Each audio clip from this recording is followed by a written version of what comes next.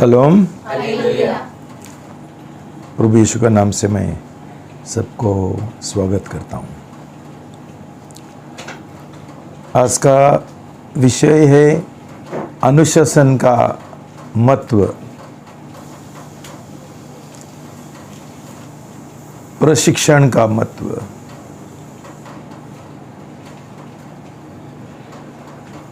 पढ़ेंगे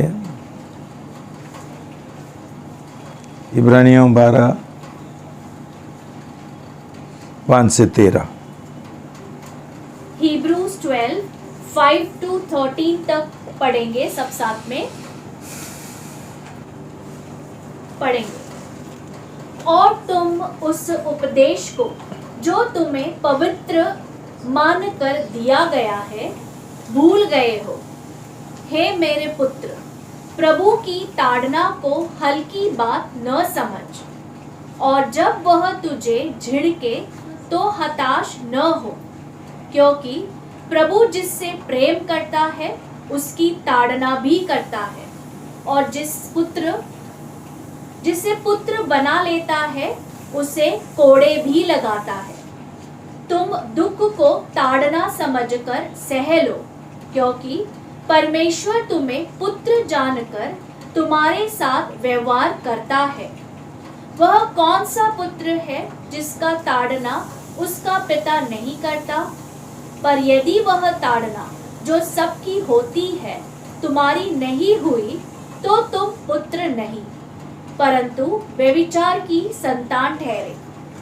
फिर यह कि जब शारीरिक पिता भी हमारी ताड़ना करते थे तो हमने उनका आदर किया, तब क्यों ना आत्माओं के पिता की और भी अधिक अधीन रहे, जिससे कि हम जीवित रहे। क्योंकि उन्होंने थोड़े समय के लिए जैसे भी उन्हें उत्तम जान पड़ा हमारी ताड़ना की, परंतु वह हमारे भले के लिए ताड़ना करता है कि हम उसकी पवित्रता में सहभागी हो जाएं।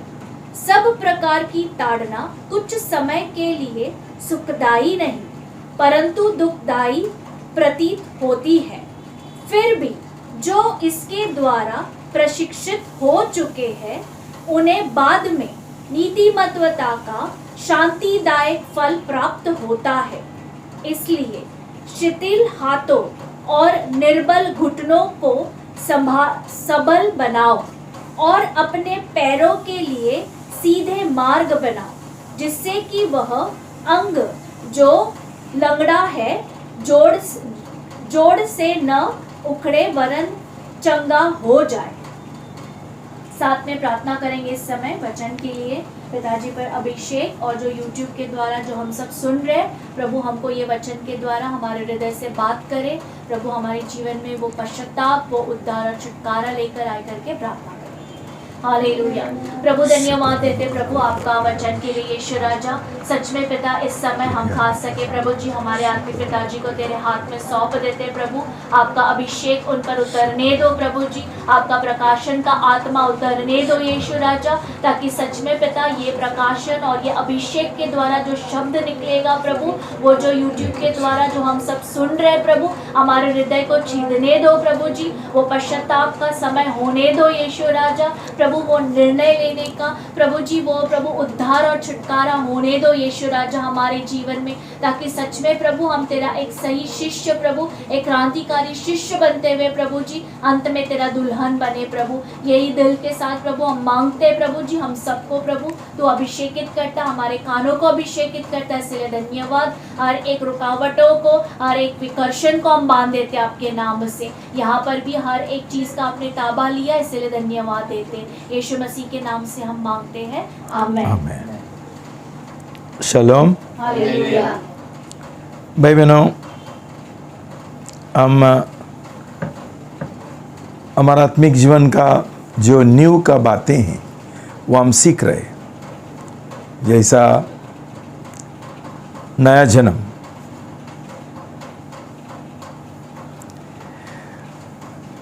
कौन सा भी बच्चा पैदा होने के बाद हम सब लोग इंतज़ार करते हैं वो बच्चा कभी बढ़ जाएगा, तो जैसा हमको नीतिमत्व का दान मिला,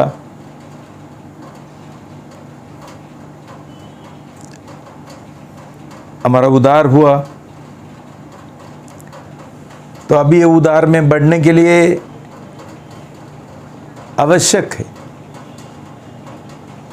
हम सब लोग चाहते हैं कि हम आत्मिक जीवन में बढ़े, लेकिन एक बात ध्यान में रखो कि आज तुम लोग आत्मिक तौर से पवित्रता में तुम नहीं बढ़ रहे, इसका मतलब है तुम्हारा नया जन्म नहीं हुआ।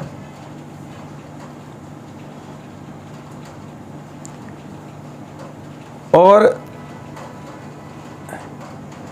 ये आत्मिक बढ़ोतरी के लिए और पवित्रता में हम बढ़ने के लिए एक बहुत महत्वपूर्ण एक जो बात है, ये है अनुशासन। अनुशासन ऐसा एक रहस्य का बात है कि उसका बिना कोई आत्मिक जीवन में बढ़ नहीं सकते। हर एक मनुष्य पराजय होगा उसका आत्मिक जीवन में। हम शायद अनुशासन को इतना महत्व नहीं दिया, बहुत लापरवाही किया। प्रभु का वचन बोलता है शायद हमने उसका नफरत किया, तुच्छ समझा, हमको गुस्सा आ गया। लेकिन एक बात हम समझना चाहिए, अनुशासन का बिना हमको कोई सफलता, कोई बढ़ोतरी नहीं मिल सकती। दुखी बात यह है कि आज प्रभु का कलीसिया में नया जन्म भी बराबर नहीं है और अनुशासन भी नहीं है। जिधर जिधर मैं गया, बहुत कलीसिया में देखा, हमारे देश में और विदेश में अनुशासन को ज़्यादा कोई महत्व नहीं देते।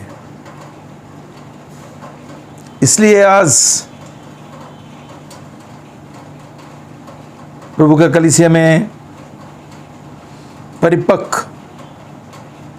शिष्य हमको बहुत कम मिलते हैं। परिपक्व बनने के लिए अनुशासन का जरूरी है।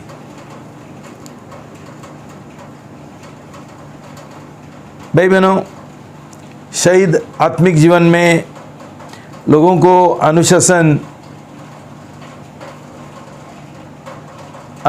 का जीवन जीने के लिए कठिन लगता है और मंजूर नहीं है। लेकिन हमारे संसारी जीवन में शारीरिक तौर से सब लोग समझते हैं कि अनुशासन का जरूरी है। तो यह अनुशासन अलग अलग प्रकार का है। एक है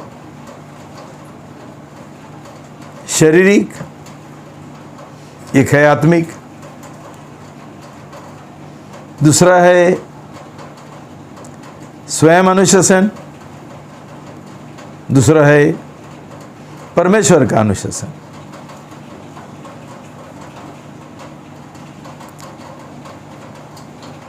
हमारा अनुशासन शारीरिक तौर से जब भी बच्चा पैदा होता है तब से शुरू होता है।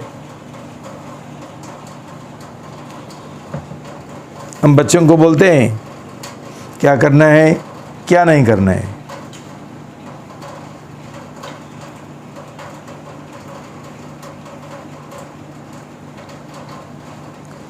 उनको हम जो सही मार्ग है हम उनको सिखाते हैं, प्रशिक्षण देते हैं।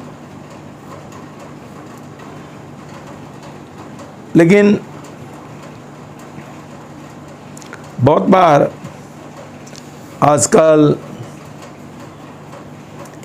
ये सब लोगों को मान्य नहीं है।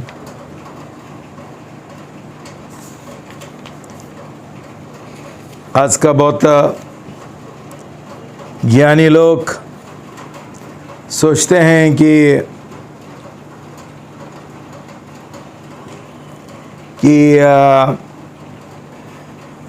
हम बच्चों को कोई अनुशासन नहीं सिखाने गए। उनका तत्व ज्ञान, उनका सोच विचार ऐसा है कि बच्चे को जो करना है करने दो, उसको जितना मजा करने गए करने दो। क्यों? हम उनको अनुशासन देंगे तो उसमें प्रेम नहीं है।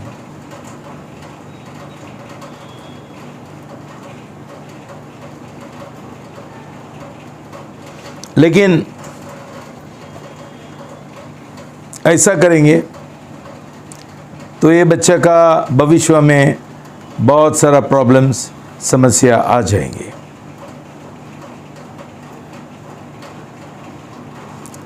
हमने ये समझना चाहिए कि हमारा ज्ञान परमेश्वर का ज्ञान से बड़ा नहीं है,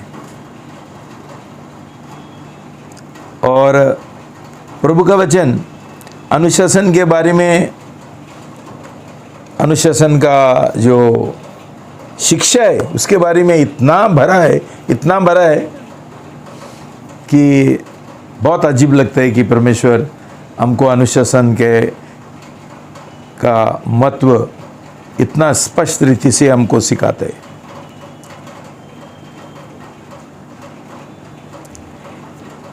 भाई बहनों, घर में हमारा अनुशासन पहला शुरू होता है, और उसके बारे में बहुत कुछ प्रभु का वचन में लिखा है।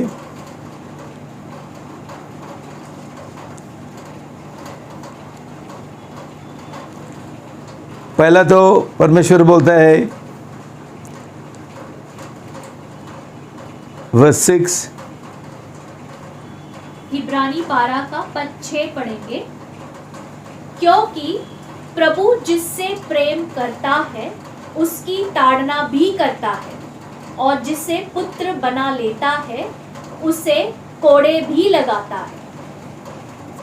मुझे लगता है ये ज्ञानी लोगों को ये कभी समझेगा नहीं कि अनुशासन एक प्रेम का चिन्ह है और मार्क, निशाना है प्रेम का।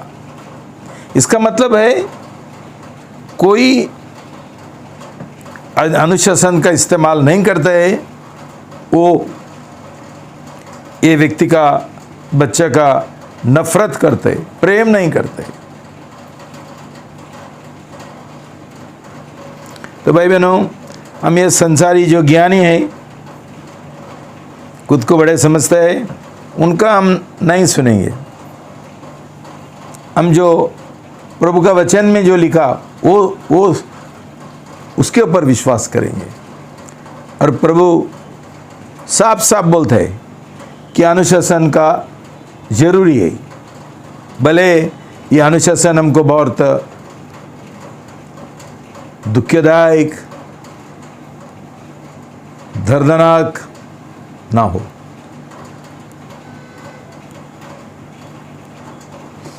मैं तुमको थोड़ा वचन पढ़ना चाहता हूँ, बहुत है लेकिन मैंने 2-3 ये किया।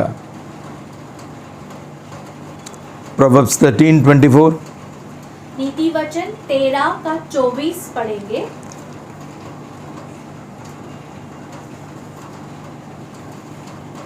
जो अपने पुत्र को छड़ी नहीं मारता वह उसका बैरी है, परंतु जो उससे प्रेम करता है वह यत्न से उसे अनुशासित करता है। बहुत स्पष्ट है भाई बहनों, ये तुमको माँ बाप लागू करो। आज तुम्हारे बच्चे क्यों बिगड़ गए हैं, सोचो। मैं समझता हूं शायद तुम लोग अनपढ़ है, शायद तभी तुम लोग प्रभु का वचन नहीं जानते थे। तुम्हारा खुद का हिसाब से तुमने बच्चे पैदा किया, उनका परवरिश किया, लेकिन आज ये सब बच्चे गलत मार्ग में चले गए और ये लोग एक पापी जीवन जी रहे। प्रभु का वचन बोलता है तुम ये रॉड, छड़ी, स्पेस नहीं मारेंगे, तो तुम उसका नफरत करता है, तुम्हारा बच्चों का नफरत करता है, हेट्स हिज सन। लेकिन जो उसका बच्चे का प्रेम करता है उसको ताड़ना देता है, अनुशासन लगाता है। भाई बहनों, ये बराबर अब ध्यान में रखो। क्यों? उसके बाद हम ये आत्मिक जीवन को लागू करेंगे कि आज क्यों हमारा आत्मिक जीवन में बढ़ोतरी नहीं है, क्यों अनुशासन किसी को ही पसंद नहीं है, बच्चों को भी पसंद नहीं है और बुजुर्ग लोगों को भी पसंद नहीं है। क्यों पसंद नहीं? क्यों? दोनों ही का उद्धार नहीं हुआ, नया जन्म नहीं हुआ, बच्चों का भी नहीं हुआ और बुजुर्ग लोगों को का भी नहीं हुआ। ये एक अच्छा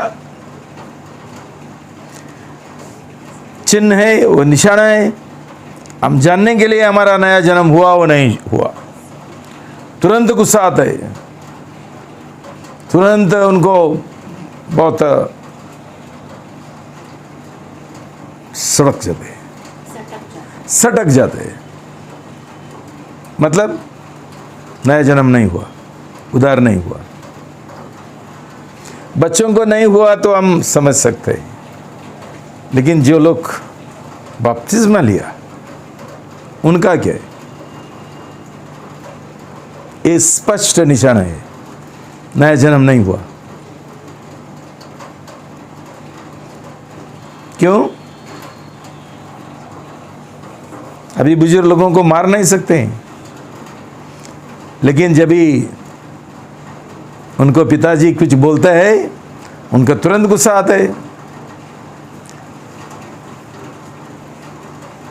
सुधार स्वीकार करने के लिए तैयार नहीं है, घुमा फिरा के कोई तो बहाना देते हैं, सफाई करते हैं। आत्मिक बढ़ोतरी होगी? नहीं होगी। ये रहस्य है आज क्यों हमको आत्मिक जीवन में ये नहीं मिलते, विजय नहीं मिलते। और एक वचन है प्रवचन 5:12 से 14। नीति वचन 5:12 से 14, प्रोवर्ब्स 5:12 to 14 तक पढ़ेंगे। तब तू करहा कर कहे, हाय मैंने शिक्षा से कैसा बैर किया और अपने हृदय में चेतावनियों को तुच्छ जाना। मैंने अपने शिक्षकों की बात न मानी और न अपने सिखाने वालों पर कान लगाया। मैं सभा और मंडली के मध्य रहते हुए भी अत्यंत विनाश में पड़ने पर था। मेरा विनाश हो गया। क्यों?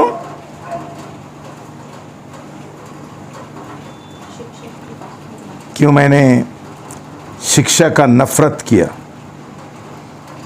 और चेतावनी को तुच्छ जाना। मेरा जो शिक्षक है उनका मैं नहीं सुना। भाई बहनों, ये स्कूल में भी होता है और प्रभु का कलीसिया में भी होता है। ये मेरा व्यक्तिगत अनुभव है। जिन्होंने प्रभु का वचन जो मैं तुमको सिखाता हूँ तुम नहीं मानते, और ये लोगों का आज कैसा उनका जीवन बर्बाद हो गया, बर्बाद हो गया। मेरे विरुद्ध एक ही ये है, शिकायत है, पिताजी बहुत कड़क है। मैं कड़क नहीं हूँ, प्रभु का वचन कड़क है। और उनका नया जन्म नहीं हुआ, उनका सीखने का मन नहीं है, उनका सुनने का मन नहीं है, उनको सुधारने का मन नहीं है, तो यही लोग भगोड़ा बन जाते हैं, कलीसिया छोड़ के इधर उधर जाते हैं और उसके बाद उनका जीवन बर्बाद होता है।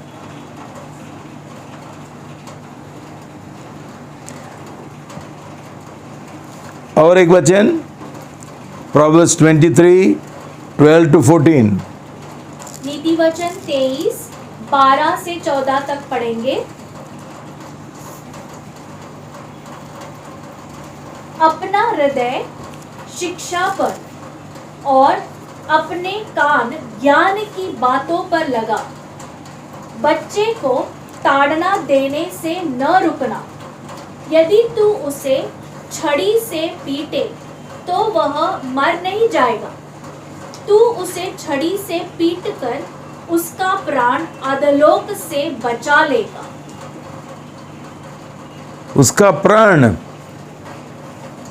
उसका आत्मा अधोलोक से, नरक से बचा लेगा।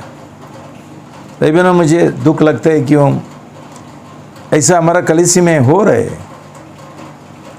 माँ बाप ने सही परवरिश नहीं किया प्रभु का वचन के अनुसार। आज से बच्चे उनका माँ बाप का नहीं सुनते हैं।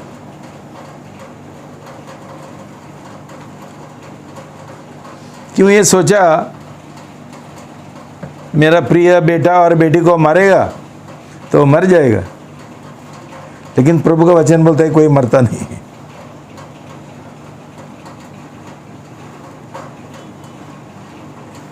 तो भाई बहनों, ये बहुत सारा शैतान ने झूठ हमारा मन में डाला है। क्यों? हम अज्ञानी हैं, हम निर्बुद्धि है। बच्चा पैदा करने के लिए सबको आता है, लेकिन उसके बाद क्या करे? कुछ नहीं जानते। तो इसलिए मैं हमेशा बोलता हूँ, वो क्या करने गए? शादी करने से पहले ये लोगों को एक 6 महीने का कोर्स देने गए, शिक्षण। गवर्नमेंट ने ऐसा नहीं करेगा तो दिन प्रतिदिन ये सब बिगड़ जाएगा। आज क्यों ये सब चीज़ है? बलात्कार चल रहे, चोरी चल रहे, खून चल रहे, कौन करता है? 14 साल का लड़का, 20, 19, क्यों? माँ बाप ने शादी किया, पैदा किया बच्चों को, और बाद में उनको कोई जिम्मेदारी नहीं है, छोड़ दिया। भाई बहनों,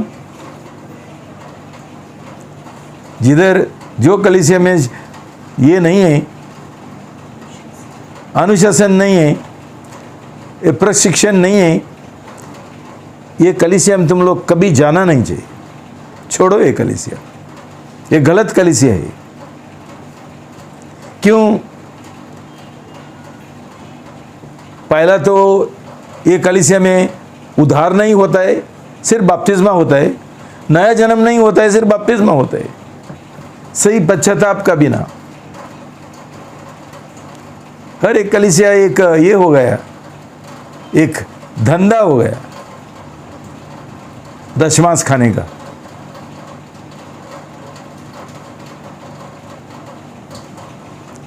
बहुत दुखी बात है भाई बहनों।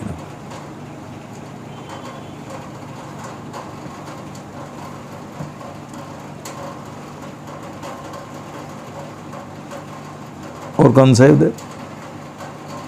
और कौन सा है? प्रोवर्ब्स हो गए। ओके, तो भाई बहनों,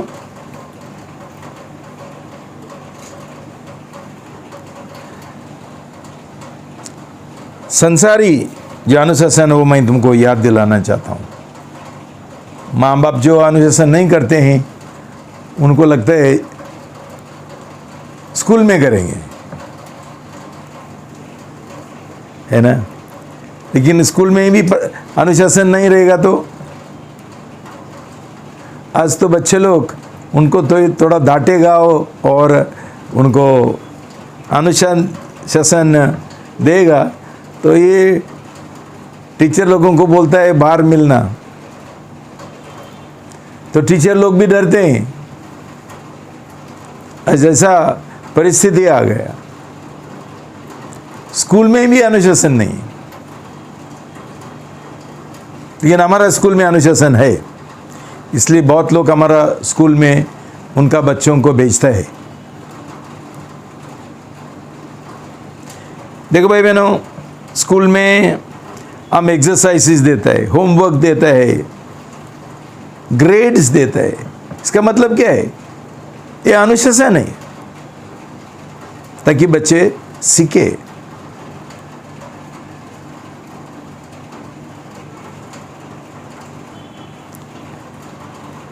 हमारा घर में हम ग्रिल्स लगाते हैं। क्यों ग्रिल्स लगाते हैं? क्यों? सब लोगों को एक ये है इंक्लिनेशन, एक इच्छा है लाइन से बाहर जाने के लिए। आउटलाइन बोलते हैं ना, रेखा के बाहर। जैसा लोगों को घर का खाना अच्छा नहीं लगता है, बाहर का अच्छा लगता है। लाइन के बाहर, रेखा के बाहर। उनको बोलेगा टाइम पर घर पे आओ, ये लोग 9 बजे बोलेगा, 8 बजे बोलेगा तो 11 बजे 12 बजे आते। क्यों? अनुशासन नहीं है। माँ बाप बोलता है क्या करेंगे? मैं प्रभु को धन्यवाद देता हूँ, मेरा परिवार को, मेरा बच्चों को मैंने बहुत अनुशासन दिया। जो लोग लेट आते थे उनको घर से बाहर निकाला। ये किधर जाके सोया मुझे मालूम नहीं। लेकिन भाई बहनों, अनुशासन के द्वारा कोई मरेगा नहीं, प्रभु संभालेगा। लेकिन ये अनुशासन के वजह बहुत सारा जो समस्या आ सकते थे उसमें से प्रभु ने उनको बचाया। तो भाई बहनों, मेरा आपसे विनती है, शादी करने से पहले ये सीखो, ये सीखो पहला। बहुत गाई है ये सब लोगों को, बॉयफ्रेंड गर्लफ्रेंड कुछ जानते नहीं हैं, शादी का मतलब क्या है जानते नहीं हैं। लेकिन जैसा घर में कुछ गड़बड़ हो जाएगा, पिताजी ने माँ ने कुछ बोला तो भाग के शादी करते हैं। भाग के शादी करते हैं मतलब क्या है? खुद का जीवन बर्बाद करते हैं। ये जान लो सब लोग। ऐसा लगता है कि हम हमारा मर्जी के अनुसार करेंगे। तुम्हारा मर्जी करो और बाद में देखो क्या होता है। किसी को अनुशासन नहीं चाहिए, सही रीति से जीना नहीं है। तो भाई बहनों, 5:12 से 14 हमने पढ़ा है, फिर एक बार पढ़ेंगे। नीतिवचन 5:12 से 14।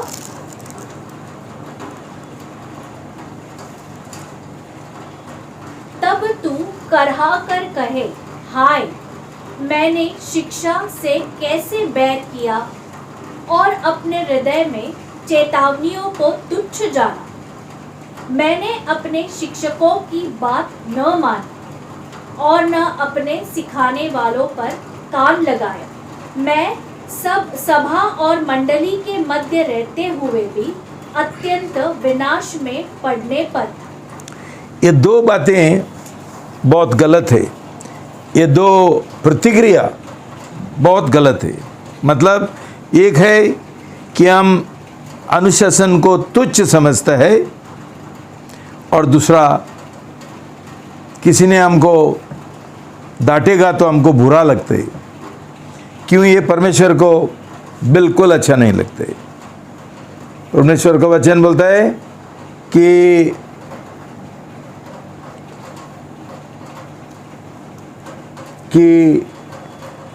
उसका वो बर्बाद हो गया। ये लोग कौन है?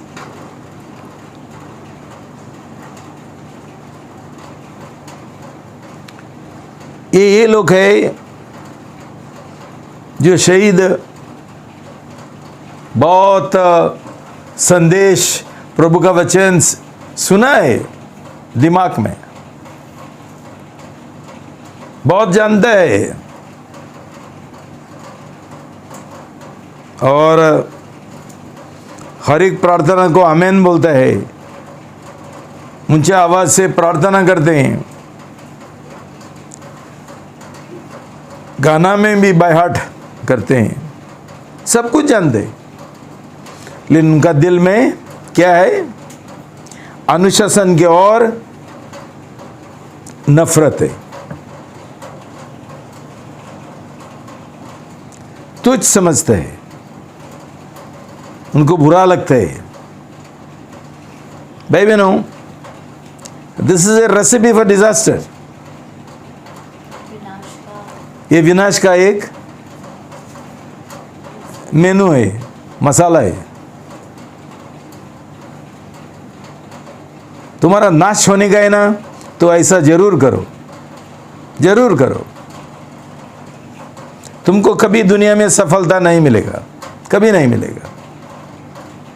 देखो, जो संसारी लोग हैं वो ये समझते हैं, आत्मिक तौर से हम नहीं समझते, संसारी लोग समझते हैं। क्यों? ये लोग क्या करते हैं? उनका जो प्राथमिकता है वो क्लियर, साफ साफ जानते हैं और उसके और ये लक्ष्य लगाते हैं और उसके लिए कुछ भी करने के लिए तैयार है। जरूरत पड़ेगा तो कौन सा भी कंपनी में ये झाड़ू पोछा भी करने के लिए तैयार है। क्यों? ये समझते हैं और नम्र बनने के लिए तैयार है, ताकि उनको सफलता मिले, उनको यश मिले। लेकिन आत्मिक तौर से ये किसी को मानता ही नहीं, समझता ही नहीं और कोई तैयार भी नहीं है। उसका परिणाम क्या है? आत्मिक जीवन में नाश, और जिनका आत्मिक तौर से नाश होता है उनका संसारी तौर से भी नाश होता है, कोई सफलता नहीं मिलती है। क्यों? हमारा संसारी जीवन, जीवन का नींव है आत्मिक जीवन। बहुत लोगों को ऐसा लगता है कि ये लोग का मिलियनर है, बिलियनर है, करोड़पति है, बहुत उन्होंने पैसा कमाया, लेकिन क्या हो गया? अंत क्या हो गया?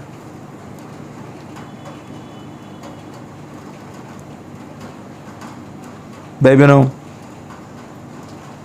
हमने ये समझना चाहिए और इसमें हम सावधान रहना चाहिए।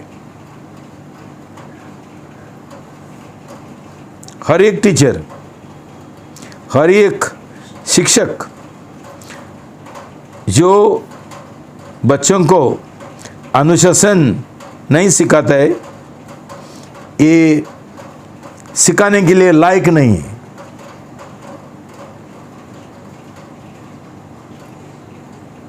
जैसा परमेश्वर हमको प्रेम से अनुशासन देता है, वैसा हम सब लोगों ने ये अनुशासन प्रेम से देना बहुत जरूरी है। हमने अभी संसारी जीवन में अनुशासन का कितना जरूरी है वो हमने देखा, और संसारी लोग समझता है। जिम का मतलब क्या है? लोग क्यों जिम में जाते हैं? क्यों? ये लोग बुद्धिमान हैं। शारीरिक तौर से बढ़ोतरी पाने के लिए ये लोग जिम में जाते हैं। जिम में वो सोने के लिए नहीं जाते, उधर एक्सरसाइज करने के लिए जाते हैं, कसरत करने के लिए जाते हैं। लेकिन भाई बहनों, हम समझते हैं क्या कि आत्मिक जीवन में भी कसरत का बिना, आत्मिक कसरत का बिना हम आत्मिक तौर से नहीं बढ़ सकते हैं। समझता है हमको? मानने के लिए तैयार है? ये पसंद है हमको? नहीं। आत्मिक तौर से अनुशासन किसी को ही नहीं चाहिए। ये तुरंत कलीसिया छोड़ के जाते हैं। मुझे पिताजी ने ऐसा बोला, मुझे अपमान किया, ये हुआ, वैसा हुआ। भाई बहनों, ये लोगों ने विनाश का और पराजय का, हार का मार्ग चुना है। ये लोग कौन सा भी कलीसिया में जाएंगे, इनका कभी उद्धार नहीं होगा, कभी नहीं होगा।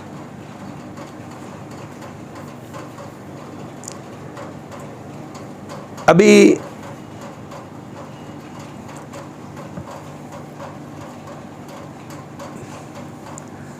पढ़ेंगे रोमी 3:9-18। रोमन्स 3:9 to 18 तक पढ़ेंगे।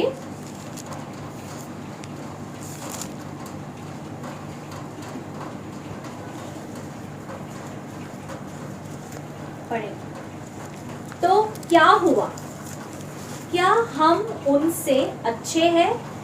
कदापि नहीं, क्योंकि हम यहूदियों और यूनानियों दोनों पर दोष लगा चुके हैं कि वे सबके सब पाप के वश में हैं। जैसे कि लिखा है, कोई नीतिमान नहीं, एक भी नहीं, कोई समझदार नहीं, कोई भी नहीं, जो परमेश्वर को खोजता है। सब भटक गए, वे सब ही निकम्मे बन गए हैं। कोई भलाई करने वाला नहीं, एक भी नहीं। उनका गला खुली कब्र है। वे अपनी जीभ से धोखा देते रहते हैं। उनके होठों में सर्प का विष है। उनका मुख शाप और कड़वाहट से भरा हुआ है। उनके पैर लहू बहाने को तत्पर रहते हैं। उनके मार्गों में विनाश और क्लेश है, और उन्होंने शांति का मार्ग जाना ही नहीं। उनकी आंखों के समक्ष परमेश्वर का भय है ही नहीं। शलोम। हालेलुया। भाई बहनों, ये हर एक पापी का खता है। उनका जीवन का ये खता है पापियों का। अब जानते हैं क्यों? जब तक उनका जो जुना मनुष्य है वो क्रूस के ऊपर नहीं चढ़ाया, कि उन्होंने प्रभु यीशु मसीह का की ओर 100% समर्पण किया, 100% त्यागीकरण किया, उनका पाप का पश्चाताप किया। भाई बहनों, हमको ये पापी स्वभाव से कौन बचाएगा? हम कितना ही भी शारीरिक ये करेंगे, अनुशासन रखेंगे, वो आत्मिक अनुशासन भी रखेंगे, कुछ फायदा नहीं है। ये समझना बहुत जरूरी है। मुझे गलत मत समझो। जो लोगों का नया जन्म नहीं हुआ, ये लोग भी आत्मिक अनुशासन नहीं कर सकते, आत्मिक अनुशासन का पालन नहीं कर सकते। क्यों? पहली बात यह है कि नया जन्म पाते हुए परमेश्वर ने उनको नीतिमत्व का दान देना जरूरी है। इनका जो पुराना पत्थर का हृदय है, जिसके बारे में इधर लिखा है, ये निकाल के नया हृदय, नया आत्मा, अनंत काल जीवन नहीं मिलेगा तो ये बाहर का जो अनुशासन है कुछ फायदा का नहीं। इसलिए प्रभु का वचन बोलता है 1 तिमोथी 4:7 से 11, 1 Timothy 4:7 to 11 तक पढ़ेंगे। अब भक्ति की ऐसी कथा कहानियों से जो केवल बूढ़ियों के योग्य है कोई संबंध न रखे, परंतु भक्ति के लिए अपने आप को अनुशासित कर, क्योंकि शारीरिक साधना से केवल थोड़ा लाभ होता है, परंतु भक्ति सब बातों में लाभदायक है। इसका मतलब क्या है? प्रभु का वचन बोलता है जो शारीरिक प्रशिक्षण है, शारीरिक अनुशासन है, वो थोड़ा फायदा क्या है, थोड़ा लाभ का है, लेकिन भक्ति के और भक्ति के लिए जो अनुशासन है, प्रशिक्षण है, वो हर एक चीज के लिए लाभदायक है। तो भाई बहनों, लोग जो शारीरिक जिम में जाते हैं, एक्सरसाइज करते हैं, देह के लिए थोड़ा फायदा है, लेकिन जब भी हम आत्मिक जिम में जाते हैं, वो आत्मिक एक्सरसाइज, कसरत जब भी हम करने के लिए तैयार है, उसका फायदा ज्यादा है, ऐसा प्रभु का वचन बोलते हैं। लेकिन भाई बहनों, हमको ये नहीं समझता है, हम दूसरा बातों में, संसारी बातों में शायद अनुशासन रखता है कि हमको संसारी फायदा चाहिए, वो संसारी हमको एक उन्नति चाहिए और समृद्धि चाहिए, लेकिन आत्मिक समृद्धि किसी को ही नहीं चाहिए। इसलिए जब भी आत्मिक कसरत आता है, आत्मिक अनुशासन आता है, आत्मिक जिम आता है, आत्मिक अनुशासन, तभी हम पीछे हट जाते हैं। हमारा पूरा लक्ष्य संसारी सफलता में और संसारी जो समृद्धि है उसकी ओर लगा है। ऐसा किसका जीवन में होता है? जिनका नया जन्म नहीं हुआ। जांच लो भाई बहनों तुम्हारा जीवन। बोलने से पहले मेरा नया जन्म हुआ, ये देखो तुम्हारा लक्ष्य किधर है। संसार के है, संसार का बढ़ोतरी में है, वो आत्मिक बढ़ोतरी में है, ये देखो। ओके, तो रोमी 7:5, रोमन 7:5 पढ़ेंगे। क्योंकि जब हम शरीर में थे तो पापमय वासनाएं जो नियम शास्त्र के द्वारा उत्तेजित की जाती थी, हमारे शारीरिक अंगों में मृत्यु के लिए फल उत्पन्न करने को कार्यरत थी। परंतु अब जिस नियम शास्त्र से हम बंधे थे, उसके प्रति मरकर उससे ऐसे मुक्त हो गए हैं कि हम लेख की पुरानी विधियों के अनुसार नहीं, परंतु पवित्र आत्मा की नई विधि से सेवा करते हैं। भाई बहनों, आप समझ लो, जब भी हमारा नया जन्म नहीं हुआ था, शायद बहुत लोगों का नया जन्म 25 साल के बाद और 20 साल, 30 साल, 50 साल, 60 साल ऐसा हुआ। लेकिन तब तक हमारा परिस्थिति क्या थी? हम पापी थे, हम दिन रात पाप करते थे।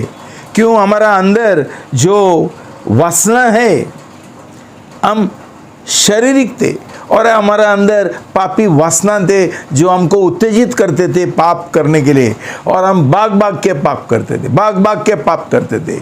हम व्यभिचार करते थे, दारू पीते थे और ये करते थे, गांजा ये वो सब, हर एक तरीका का मर्डर किया और खून किया और चोरी किया, झूठ बोला, हर एक चीज़ हमारा स्वयं को जो प्रसन्न होता है, वो खुशी देता है, ये सब हमने किया। इसका मतलब क्या है? ऐसा करते करते हमारा 15 साल हो गया, 20 साल हो गया, 25 साल हो गया। तुम ऐसा सोचो कि 25 साल तुमने स्नान नहीं किया, क्या हो जाएगा? वो जो मेल है, क्या बोलते हैं उसको, मेल है, वो इतना जम जाएगा कि उसको तोड़ने के लिए हमको हथौड़ा लगाना पड़ेगा, साबुन से नहीं होगा। इसको बोलता है इनग्रेन्ड हैबिट्स, जो ये आदतें हैं जो इतना अंदर गए है, अंदर जमा हुआ है। ये आदतें, दारू पीने का आदत और बेविचार करने का आदत, झूठ बोलने का आदत, पैसा कमाने का आदत, ये सब क्या हो गया? एक बंधन हो गया, एक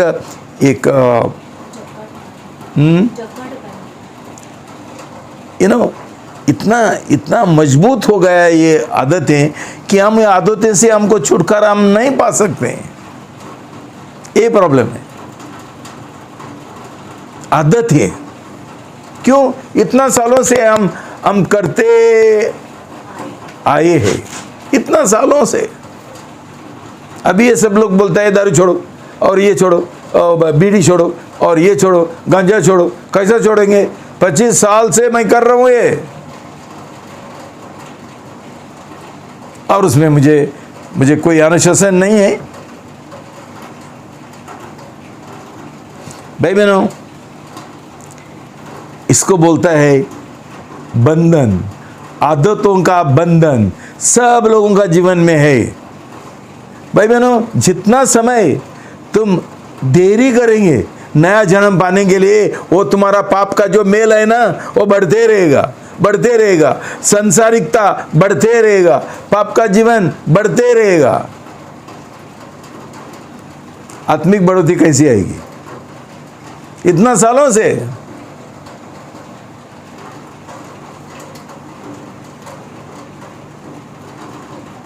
देखो भाई बहनों, गलती 6:8 पढ़ेंगे। गलेशियंस 6:8 पढ़ेंगे। क्योंकि जो अपने शरीर के लिए बोता है, वह शरीर के द्वारा विनाश की कटनी काटेगा, परंतु जो पवित्र आत्मा के लिए बोता है, वह पवित्र आत्मा के द्वारा अनंत जीवन की कटनी काटेगा। देखो भाई बहनों,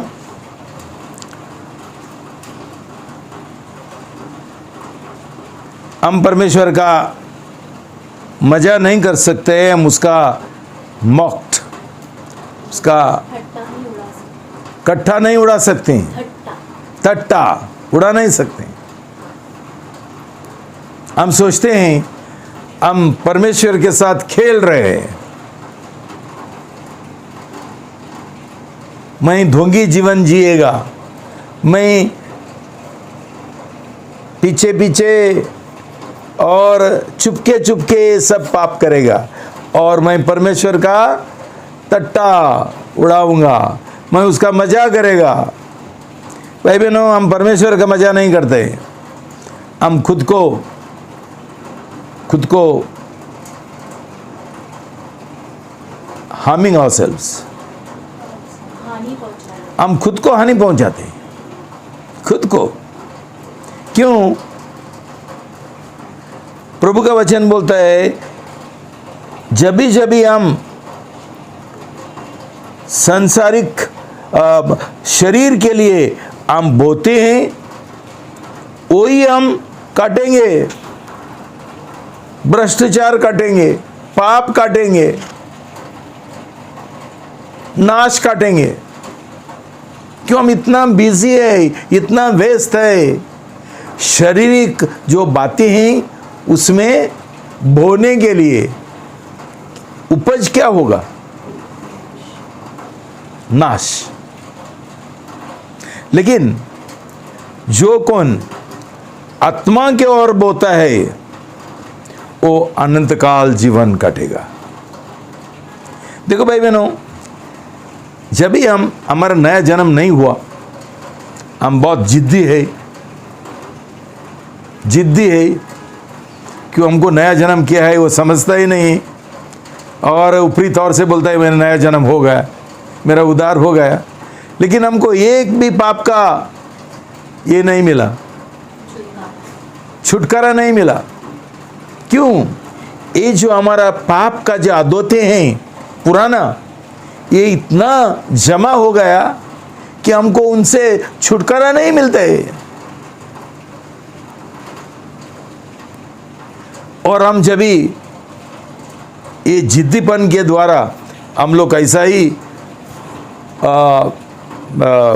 कबूल करते हैं, नहीं मेरा हो गया, मेरा नया जन्म हो गया, मुझे उधर क्यों जाने का है, मैं इधर आएगा, मैं रोटी तोड़ में भाग लेगा। भाई बहनों, हम ये नहीं समझते है कि जो ये आदतें हैं वो इतना कड़क हो गया कि उनको नया जन्म का बिना हमको उससे छुटकारा नहीं मिलता है। और आत्मा के ओर बोने के लिए हमारे पास परमेश्वर का शक्ति नहीं है। तो ये आदतें कैसा हमारा अंदर जमा हो गया? क्यों? हम शरीर के ओर हम बोते रहते हैं। अभी भी जब भी पिताजी तुमको कुछ बोलता है तो मानने के लिए तैयार नहीं है। इसका मतलब क्या है? तुम शरीर के ओर बोते हैं। और कई लोग हमेशा के लिए छोड़ के जाते हैं ताकि उनका नाश हो। देखो भाई बहनों, ये जो गलत कलीसिया है ना, तुमको मैंने सिखाया, उनका बाहर का जो रूप है और आकार है वो धार्मिक है, लगता है सही कलीसिया है, लेकिन उनके अंदर शक्ति नहीं है तुमको पाप से छुटकारा देने के लिए, पाप के ऊपर विजय पाने के लिए। उनके पास शक्ति है नहीं। क्यों? उधर पवित्र आत्मा का शक्ति नहीं है। नाम के वाजे लोगों को बताने के लिए और डिंग मारने के लिए हम अभी उधर जाते हैं। किधर जाते हैं? नरक में। क्यों? हमको नहीं समझते। ये लोग सिर्फ संसार के लिए जी रहे, पैसा कमाने के लिए जी रहे, अच्छा मजा करने के लिए जी रहे। उनको कोई अनुशासन भी नहीं है और उनको कोई परमेश्वर के और आत्मिक जीवन की ओर कोई परवाह नहीं। तो भाई बहनों, हम ये हमारा शक्ति से, हमारा प्रयत्न से, हमारा प्रयास से हमको विजय नहीं मिल सकता है। हर एक मनुष्य का जो प्रयास है, इनका नैतिक दिवालियापन हो जाता है, दे एंड इन मॉरल बैंक्रप्सी, नैतिक दिवालियापन। दीवानापन। इसलिए हमको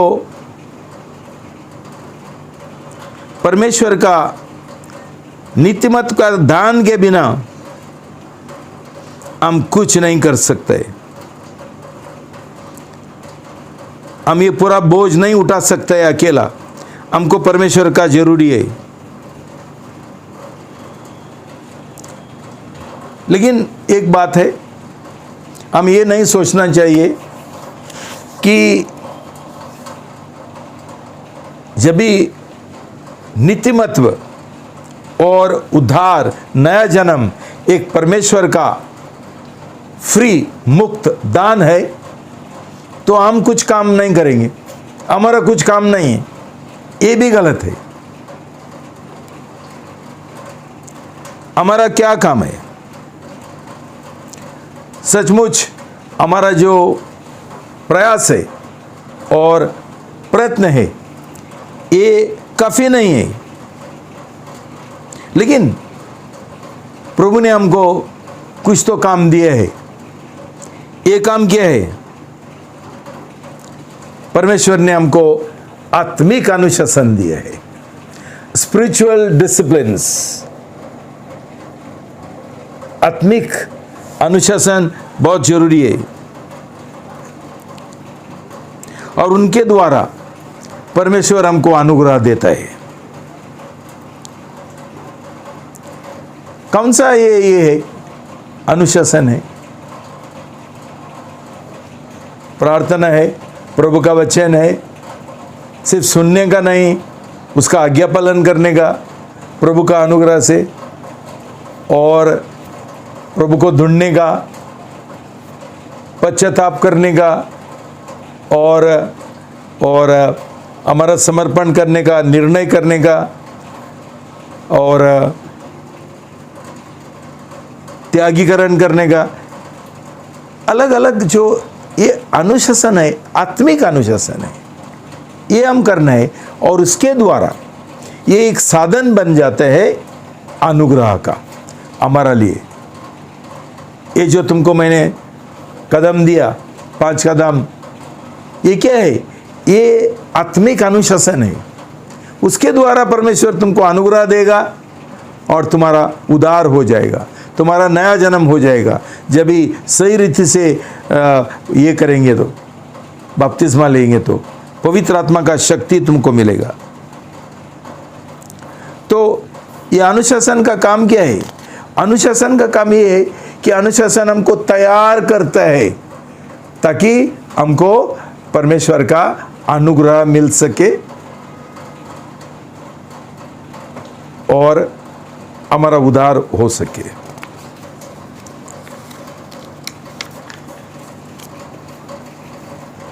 भाई बहनों, एक जो किसान है वो क्या करता है? उसने जो जमीन है वो उसको तैयार करना पड़ता है। तैयार करके उसने वो बीज बोना पड़ता है। लेकिन बीज बोएगा तो फल मिलता है क्या? और दान मिलता है क्या? नहीं मिलता है। जब तक परमेश्वर पानी नहीं डालेगा, बारिश नहीं भेजेगा, किसान कुछ नहीं कर सकते। ये बारिश है परमेश्वर का अनुग्रह और परमेश्वर का दान है। लेकिन किसान को उसका काम करना जरूरी है, तैयारी करने का है जमीन का, ताकि और बीज बोने का है, ताकि जब भी परमेश्वर बारिश भेजेगा तभी ये बीज का उसको फल मिलेगा, दान मिलेगा। तो भाई बहनों, ऐसा ही और उसके बाद भी उसको कितना देखभाल करना पड़ता है, खेती बाड़ी करना पड़ता है, उसको खत डालना पड़ता है, और उसका जो ये घास है वो निकालना पड़ता है, ये है वो है, बहुत सारा ये अनुशासन है। लेकिन आत्मिक जीवन को लागू करो, ऐसा हम कुछ करते हैं क्या? कुछ नहीं।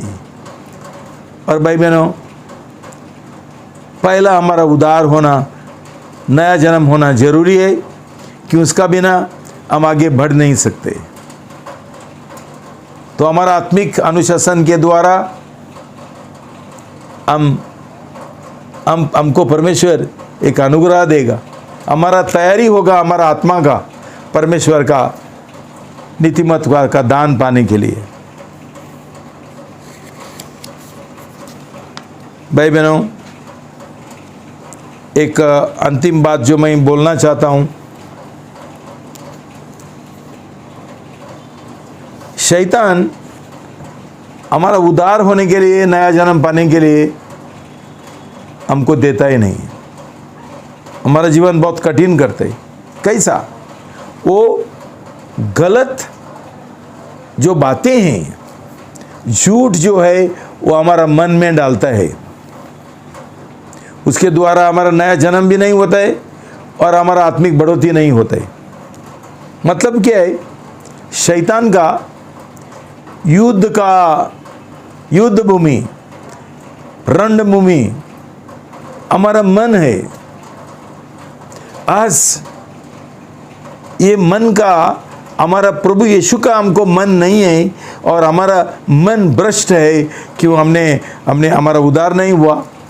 वो उद्धार हुआ है तो हमने ये मन का देखभाल नहीं किया उधर सच्चाई और वचन भरने के लिए। लेकिन उल्टा क्या करते हैं? हम लोगों का कानाफूसी सुनते हैं।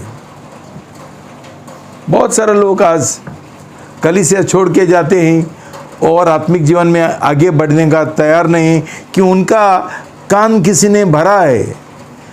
कान में सुनने के बाद ये उनका मन में गया है, पिताजी ऐसा है, पिताजी वैसा है, वो बहुत कड़क है, ऐसा करता है। हम हमारा मन भ्रष्ट होने के लिए हम उनको शैतान को अनुमति देते हैं और हम लड़ाई करने के लिए तैयार नहीं उसके साथ। और ऐसा करके बहुत लोगों का जीवन बर्बाद हो गया, उनका मन भ्रष्ट हो गया। क्यों? शैतान ने ये बीज, झूठ का बीज उनका अंदर बोया। शैतान का क्या काम है?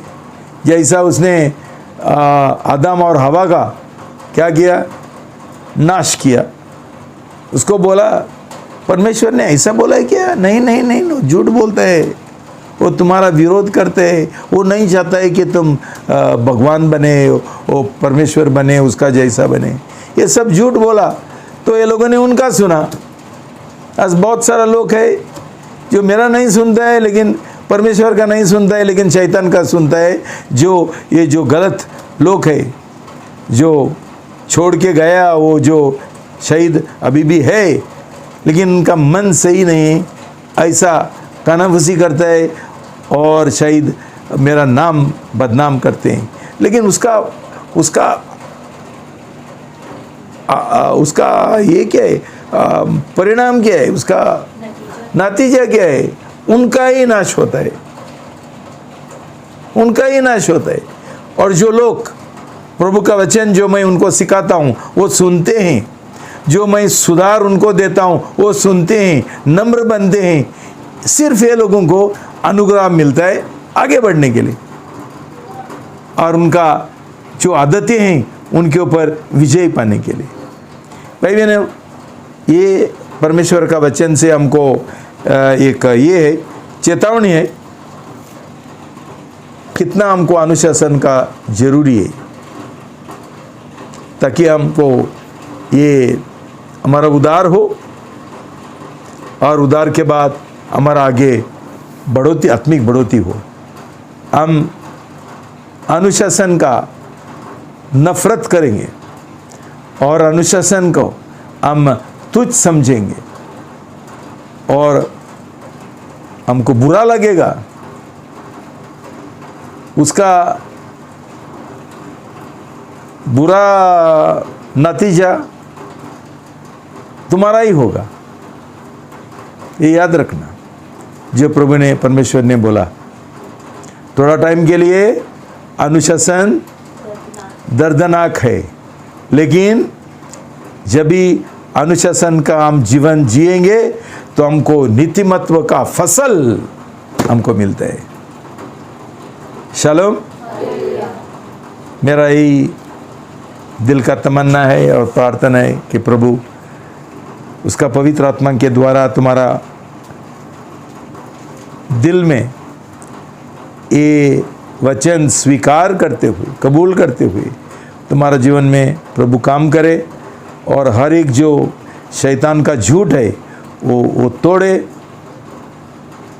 और तुमको ये वचन के अनुसार, ये संदेश के अनुसार, परमेश्वर का जो वचन है उसके अनुसार चलने के लिए और आज्ञा पालन करने के लिए तुमको मदद करे और प्रभु तुमको अनुग्रह दो और पवित्र आत्मा का शक्ति तुमको मिले।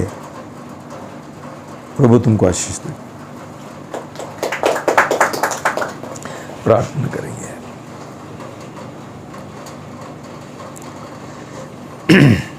पिता परमेश्वर, मैं बहुत धन्यवाद देता हूँ कि आपने मुझे ये अनुशासन का जीवन जीने के लिए आपने मुझे अनुग्रह दिया। प्रभु, जब भी मैं फादर था तब से प्रभु ये अनुशासन का बात आपने मुझे सिखाया और वही आपका लोगों को, मेरा परिवार को और मेरा आत्मिक परिवार को भी सिखाने के लिए आपने मुझे आज एक मौका दिया, इसलिए मैं धन्यवाद देता हूँ। प्रभु मैं प्रार्थना करता हूँ, शैतान का हर एक जो अनुशासन का विरोध जो लोगों का मन है वो यीशु का नाम से मैं तोड़ देता हूँ। ये झूठ मैं तोड़ देता हूँ और प्रार्थना करता हूँ प्रभु कि हमारा आत्मिक बढ़ोतरी के लिए और पवित्रता का जीवन के लिए जो ये महान रहस्य है वो हम सब लोग स्वीकार करेंगे और उसके अनुसार जिएंगे और वो उसका आज्ञा पालन करेंगे, कार्य में लगाएंगे। प्रभु हमको मदद करो प्रभु, ये समझने के लिए हमको बुद्धि दो प्रभु, हमारा मन खोल दो प्रभु, और प्रभु ये अनुशासन का जीवन खुशी से आनंद के साथ स्वीकार करने के लिए हमको मदद करो प्रभु, कि हम कभी अनुशासन का नफरत ना करें और कभी तुच्छ ना समझे और कभी हमको बुरा ना लगे। प्रभु हमको मदद करो, कि हम नहीं चाहते हैं कि हमारा अंत में नाश हो, बल्कि हमको अनंत काल जीवन मिले। ये प्रार्थना मैं यीशु का नाम से करता हूँ। आमीन।